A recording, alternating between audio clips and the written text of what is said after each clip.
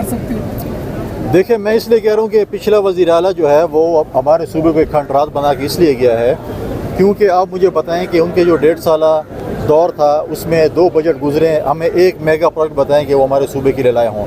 ہمارے صوبے کے مسائل تھے، ہمارے صوبے کے وسائل کی باتیں تھیں، ہمارے میگا پروجیکٹس تھے، کسی پہ انہوں نے توجہ نہیں دی، بلکہ روز ان کی خواہش تھی کہ میں اسلام آباد پہ چڑھائی کروں اور پھر بھاگم 13 ضلع کراس کر کے واپس میں پشاور پہنچوں۔ میں نے پہلے دن ہی کہا تھا کہ جس دن پی ٹی آئی کو پتہ چلے گا کہ میر صادق اور میر جعفر کا کردار پی ٹی آئی میں کون ادا کر رہا ہے تو پھر ان کو صحیح معنوں میں چیزوں کا پتہ چلے گا۔ تو میرا سوال یہ ہے کہ میرے شہر کا وزیر اعلیٰ تھا، میرے علاقے کا تھا، اس کو کیوں نکالا؟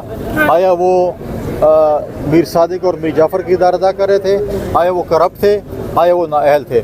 جہاں تک نئے سی ایم کی بات ہے، میں سمجھتا ہوں کہ پچھلے سی ایم سے جو ہے وہ کچھ سیکھیں گے، جس نے کرپشن کی جہاں پہ جو ہے لوٹ مار کا بازار گرم تھا، ٹرانسفر پوسٹنگ کے ریٹ لگے ہوئے تھے، کرپشن اپنے پیک پہ تھی، تو لہٰذا میں آپ دیکھیں کہ نا کوہستان سکینڈل دیکھیں 40-50 ارب روپے کا سکینڈل ہوا، تو اس پہ جو ہے وہ اس پہ کچھ سیکھیں گے ماضی کے چیف منسٹر سے اور جو ہے وہ صوبے کی بہتری کے لیے کام کریں گے۔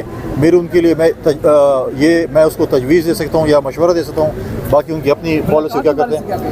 ملاقات دیکھیں، کورٹ نے آرڈر کیے ہوئے ہیں، وہ 2 حکومتوں کے درمیان ہماری صوبائی حکومت نے بھی غالباً پنجاب حکومت کو لکھا ہوا ہے، لہٰذا یہ ایک لیگل میٹر ہے اور ان کی لیگل ٹیم میں سمجھتا ہوں کہ بہت بہتر اس کو سمجھتی ہے، تو وہ لیگل لڑائی لڑ سکتے ہیں۔ میں تو اس میں اگر ایز اے گورنر کے پی کا ایشو نہیں ہے جو میں اس پہ کچھ کر سکوں۔